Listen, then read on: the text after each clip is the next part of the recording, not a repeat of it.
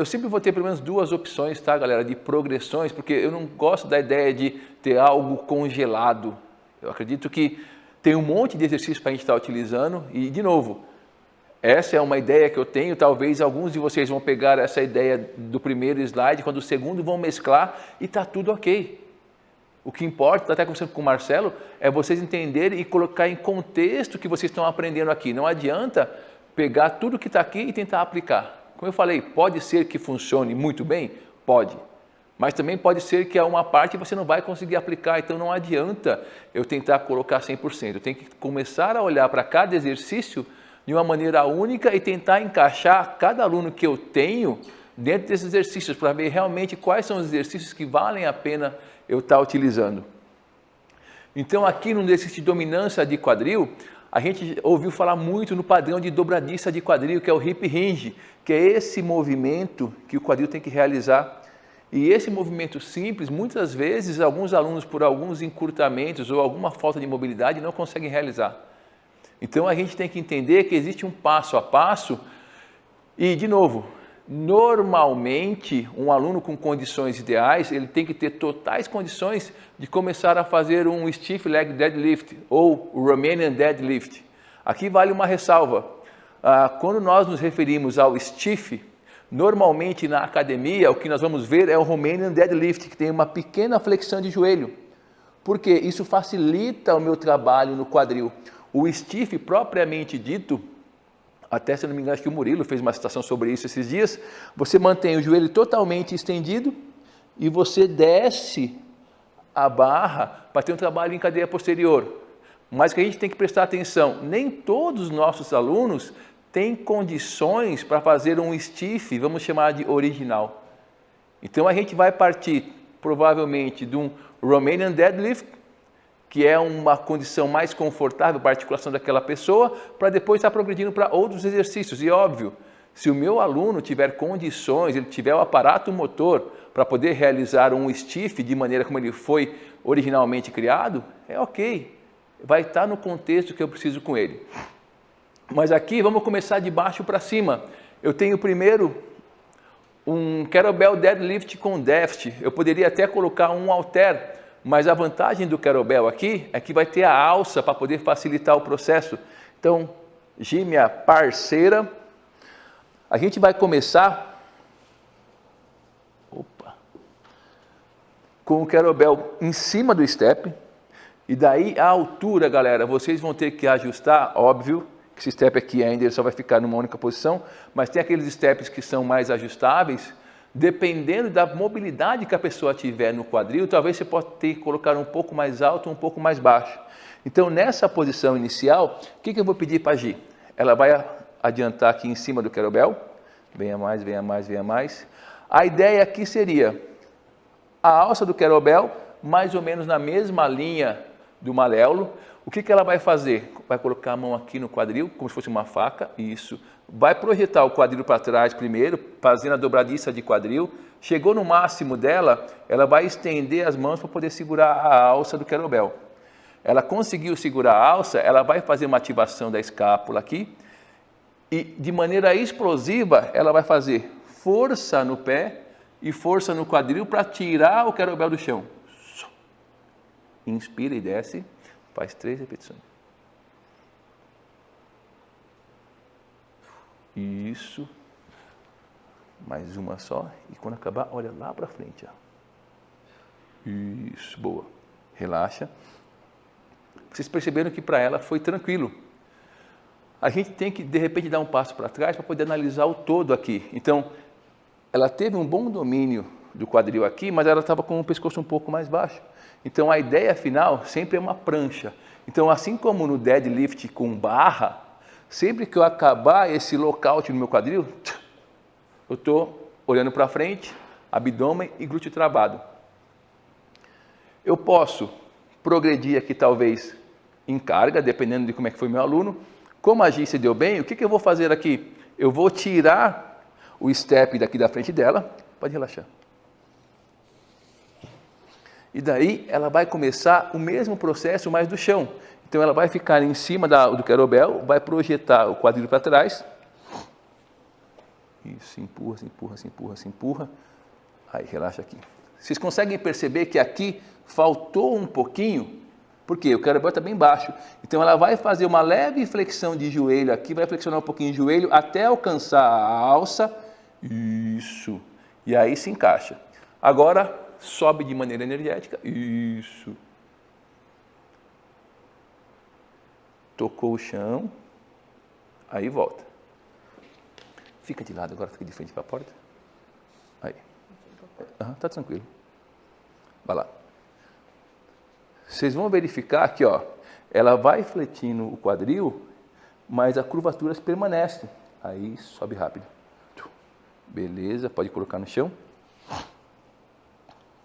Isso. A gente fez uma coisa interessante aqui. Às vezes, os nossos clientes, eles esquecem que assim, a primeira e a última repetição são tão importantes quanto a primeira. Então, não vou pegar o peso aqui e arredondar a costa. Nós também temos que orientar nosso aluno para que quando ele for guardar o peso no chão, não é para ele desconectar tudo. Se o peso está aqui, ela vai fazer igual a gente fez. Cheguei no meu limite, fiz um agachamento, solto. Por quê? Com pouca carga, a chance de machucar, vamos pensar que é quase nada. Mas o ser humano é um ser de hábitos, então ele vai achar que é normal pegar um halter, um querobel, uma barra e jogar de qualquer jeito no chão. Então vale essa dica, sempre quando o aluno for guardar o peso ou devolver o peso, orientar para que ele mantenha toda a estrutura organizada e coloque o peso no chão. Daqui, vamos pensar que a Gi, ela, por algum motivo, ela não tem um quadril tão bom, ela não precisa vir para esse exercício ainda, mas eu entendi que ela precisa de algum ajuste. A gente pode fazer essa pequena adaptação inicial. Se a pessoa for alta, eu não preciso colocar esses steps aqui. Nós vamos primeiro testar com o step, porque eu criei com o banco um limitador de movimento para que ela entenda que é só o quadril que tem que estar movimentando. Então aqui em cima, o que ela vai fazer? Nessa posição, o cabinho vai estar mais próximo dela, sobe como se estivesse com a barra, tocou a barra aqui no banco, ela volta. Só que daí segura só um pouquinho aqui, só fazer um outro ajuste aqui, que vai ficar melhor para eles verem.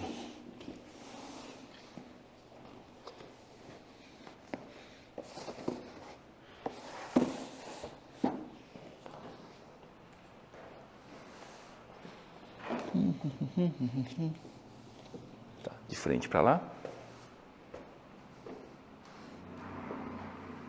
Isso. Faz um stiff normal. Leve flexão de joelho, pega por fora. Isso. Só que daí, ó, fecha a mão sempre. Isso. O quadril vai lá para trás, você vai descer no seu máximo, sem perder a curvatura aqui. Desce, desce, desce, desce, desce, desce. Aí, voltou. Vocês conseguiram ver? Ela tem uma boa mobilidade no quadril, o tronco fica bem estável, então, muito provavelmente para ela, eu já não precisaria utilizar desse ajuste. Tira só um pouquinho a mão aqui, desce só um pouquinho, só tirar o step aqui agora.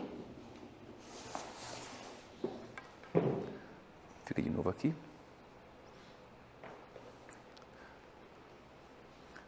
Aí. Boa, subiu. Como educativo, é um baita exercício, mas aqui, pela posição da barra, ficou muito mais parecido com um meio terra do que um stiff. Mas, se eu quero ensinar o meu aluno a fazer um stiff ou até um terra tradicional, eu tenho que entender em que momento que eu vou colocar cada um. Então, para ela, eu entendi que ela já tem condições de fazer um stiff de maneira normal. Pode vir aqui para frente. Vem só um pouquinho para trás aqui. Vai lá.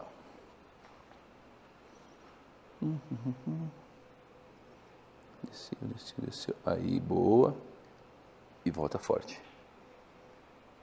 Isso. Relaxa só um pouquinho aqui. Vocês estão percebendo que está tudo alinhado?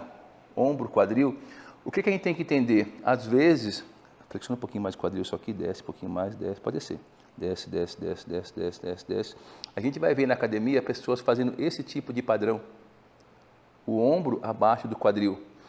É errado? Eu não considero errado, mas eu entendo que, pode subir, que a maioria das pessoas não tem flexibilidade em cadeia posterior e não tem uma estrutura tão forte para suportar esse tipo de padrão com uma carga elevada. Então, o que a gente tem que prestar atenção? Só faz o normalzinho agora. Até onde é o meu limite do tronco? Isso, relaxou aqui. Eu tenho que entender que eu tenho que deixar meu ombro acima do meu quadril acima do joelho. Dependendo de como for a pessoa, tem uma boa flexibilidade em cadeia posterior, eu posso até chegar a alinhar um pouquinho aqui, ó, o ombro com o quadril. Abaixo do quadril, poucas pessoas vão conseguir e aquela relação risco-benefício começa a não valer a pena. Então, sempre quando vocês forem pensar no stiff, até mesmo na remada curvada, eu não preciso ficar quase que 90 graus, mas eu também não preciso ficar tão baixo. Eu tenho que ter um padrão intermediário, onde o meu ombro está acima do meu quadril. Se eu tiver boa flexibilidade, eu posso baixar um pouquinho mais, mas normalmente a gente vê que a galera não tem tanta competência assim. Vou progredir para um deadlift ou um terra sumô. A grande luta aqui do terra sumô é que todo mundo tem a percepção que o terra sumô... Afasta bem as pernas, Gi. Afasta mais, afasta mais, afasta mais, afasta mais. Aí. Agora faz um agachamento só. Aí. Vocês viram que bem no comecinho, esse joelho ele entrou um pouquinho. O que a gente tem que entender? Pode subir, obrigado. Relaxa aí. O terra sumô, ou a base sumô, ela é um pouco mais larga do que a base tradicional, desde que a pessoa consiga manter as funções articulares. Então não adianta eu afastar o meu máximo e eu começo toda hora a cair em valgo. Então, para cada um de nós, a base sumô vai ter uma distância de acordo com a sua estrutura. Então, muito provavelmente, para mim, essa minha base sumô aqui, ó, é o melhor que eu vou conseguir. Eu não vou fazer esse valgo. Talvez para a Gi, ela consiga fazer um pouco mais afastado. Faça mais uma vez a base que você faz sumô normalmente. Ó, vocês perceberam que agora, aí relaxa, ela já ficou mais estável. Então eu posso colocar nessa base dela, aqui, está acostumado a fazer deadlift? Terra? Não. Tá. Então vamos fazer o seguinte, vamos usar o kettlebell para fazer a mesma estrutura, agora mantenha a sua base sumô. Aí, agachou. Puxa, só daí, ó, só alinha a cabeça aqui, isso. O tronco ele pode ficar levemente inclinado, mas sempre a cabeça vai estar nesse alinhamento aqui. Inspira, desce no seu máximo. Aí, boa. Só mais uma vez. Pode colocar no chão. Aí, fica normal. Pode ficar aqui de novo normal. Uma coisa que a gente tem que prestar atenção, vamos fazer de conta que ela estava com a barra na mão. Eu não tenho a obrigação de bater a anilha no chão todas as vezes que eu vou fazer o terra sumô ou terra tradicional. A anilha vai acabar tocando, se for uma anilha de 20, porque o movimento está bem controlado, mas o que eu vejo na academia, as pessoas colocam anilhas de 10 quilos para fazer o exercício e elas pensam que eu tenho que tocar a barra no chão, e não é. Na verdade, sempre as duas barras elas vão ficar mais ou menos no meio da canela. É aonde uma anilha de 20 quilos olímpica vai deixar a altura da barra. Então eu não tenho essa obrigação de encostar a anilha no chão. O que eu tenho que fazer? Mesmo no tradicional, eu vou descer a barra e vou ficar nessa posição. Óbvio, a anilha de 20 vai tocar no chão, mas a de 5 não. Então eu não preciso, porque quando eu coloco a de 5 ou a de 10, eu vou estar aqui no tradicional, o que eu vou fazer? Eu vou entrar em reto. Então não é isso. E lembra da ideia do quadril acima do joelho? Então eu tenho que estar nessa posição aqui, ó, lateralmente. E daí eu venho para o deadlift ou para o terra tradicional.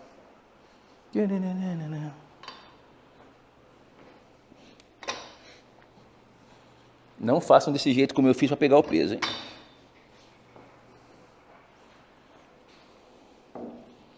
Vou descansar a Gi agora. Qual que é a grande ideia do terra aqui? O setup inicial tem que ser o mais seguro possível, galera. O que a gente vê também o pessoal fazendo? A barra sai da ponta do pé. Normalmente, a barra tem que estar no máximo no meio, deixa eu virar para cá agora, no final do nosso cadastro, mas o mais recomendável é que ele esteja mais próximo da nossa canela. E o que a gente vai fazer aqui? A gente vai se aproximar da barra e vai tocar a canela na barra, só que sem movimentar a barra. A barra ficou próxima da minha canela, eu vou empurrar meu quadril para trás, vou descer a mão do lado, no máximo que eu conseguir, só que aqui para mim já não dá. O que eu tenho que fazer? Eu tenho que me agachar um pouco. Isso aqui é uma anilha um pouco mais baixa, então vai ficar um pouco mais baixo. Travei e volto. Eu não tenho a necessidade aqui de fazer touch and go. Então fiz a primeira repetição, refaço o meu setup,